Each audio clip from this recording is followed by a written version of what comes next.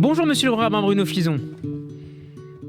Bonjour. Et merci d'être avec nous. Vous êtes le grand rabbin de Metz et de la Moselle, conseiller du grand rabbin de France et du président du consistoire central pour les questions d'abattage. Question sur laquelle nous allons revenir tout de suite puisque nous vous retrouvons depuis la Commission européenne à Bruxelles où se tient un débat important sur la question justement.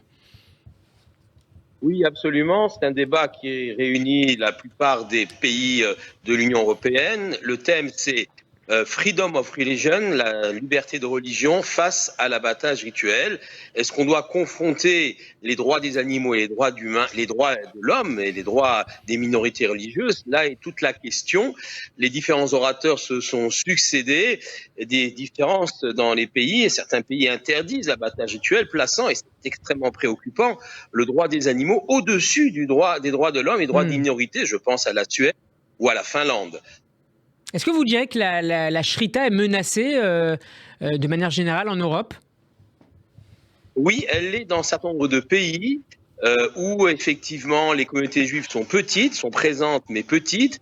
Alors on pourrait se dire, c'est pas très grave que la Finlande interdise par exemple l'abattage rituel ou la Slovénie. Ce sont des petites communautés, elles peuvent toujours importer de la viande. Oui, mais cela fait un effet de domino, de tache d'huile. Des petits pays ou des communautés sont petites interdisent l'abattage rituel. Cela donne des idées à d'autres pays. Les organisations de défense des animaux se concertent l'une l'autre. La montée aussi des extrémistes, et ceci a été dit très clairement, c'est que la question de la shrita, comme celle de la circoncision, est utilisée par les partis d'extrême droite en particulier. En France, nous avons l'exemple du Rassemblement national pour effectivement fustiger les communautés musulmanes et également les communautés juives.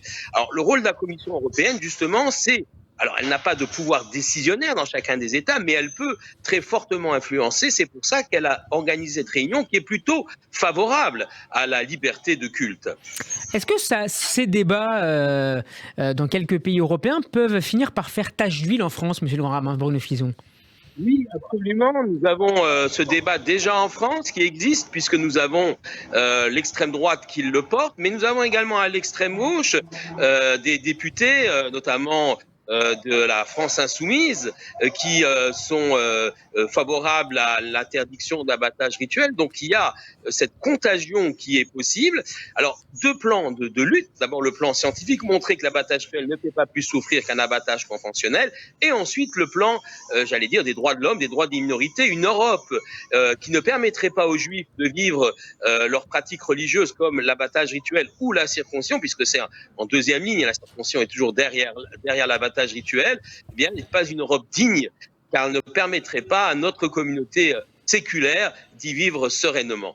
Merci beaucoup, monsieur le rabbin Bruno Fison, d'avoir été donc avec nous en direct cet après-midi sur Radio J depuis Bruxelles et la Commission européenne, où vous défendez les intérêts du judaïsme français et de manière générale du judaïsme tout court. Merci à vous et à la semaine prochaine.